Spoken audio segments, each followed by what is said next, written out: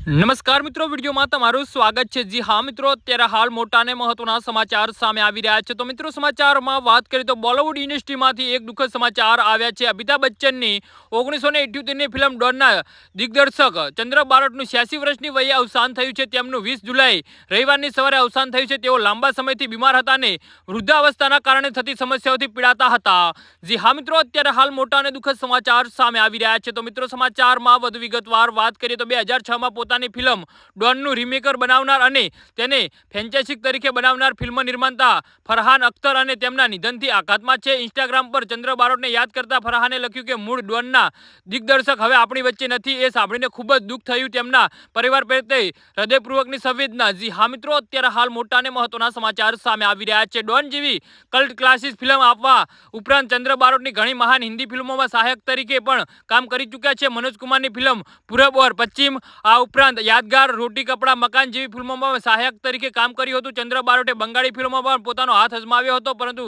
દિગ્દર્શક હંમેશા પોતાની કારકિર્દી વિશે કહ્યું હતું કે જનતા તેને ફક્ત અમિતાભ બચ્ચનની ફિલ્મ ડોન માટે જ યાદ રાખશે। જી હા મિત્રો, તો આના વિશે તમારું શું કહેવું છે તો નીચે મારી કમેન્ટ બોક્સમાં જરૂરથી જણાવજો અને અમારી યુટ્યુબ ચેનલને સબસ્ક્રાઇબ કરવાની ભૂલતા નહીં। વિડીયો પૂરો જોવા બદલ તમારો ખૂબ ખૂબ આભાર।